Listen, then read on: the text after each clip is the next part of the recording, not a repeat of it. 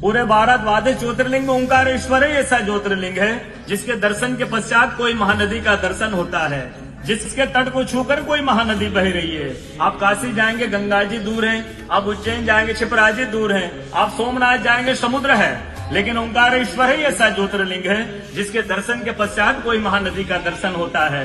वो महानदी है रुद्रदेहाय विद्महे मैं कलकन्याज धीमहि तन्नो नर्मदा प्रचोदयात्। भगवान शंकर की देह से पसीने के बूंद से निकली है माँ नर्मदा।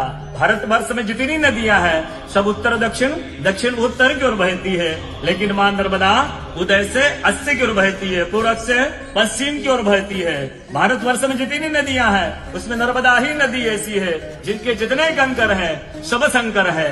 नर्मदा पुराण में ये भी कहा गया है कि नर्मदा जल के स्पर्श होने से जो शिवलिंग निकलता है उसको डायरेक्ट ले जाके पूजा कीजिए, उनको प्रतिष्ठा की आवश्यकता नहीं है।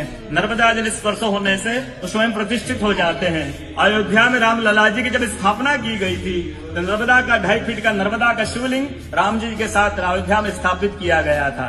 और कहा गया है कि रेवा तटे तपम कुर्यात मोक्षदायिनी गंगा। कलयुग में आपको तप करना है, नर्मदा किनारे जाइए, और मोक्ष करना है तो गंगा किनारे जाइए। रेवा तटे तपम कुर्यात मोक्षदायिनी गंगा। तो नर्मदा किनारे एक संत का, तपस्या संत का अनुभव बताता हूँ जो वर्षों से नर्मदा किनारे रहे। जब वो देखते हैं सुबह 3 से 4 बजे ब्रह्म मुहूर्त में एक कोई माई आती है, नर्मदा स्नान करके लौट जाती है।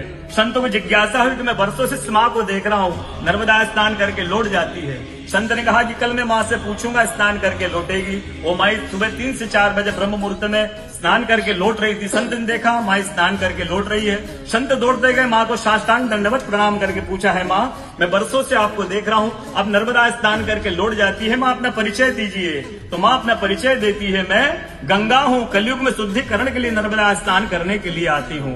बोलो गंगा मैया की जय, नर्मदा मैया की जय, ओंकारेश्वर भगवान की जय, आज के कथा के आनंद की जय, भक्त और भगवान की जय।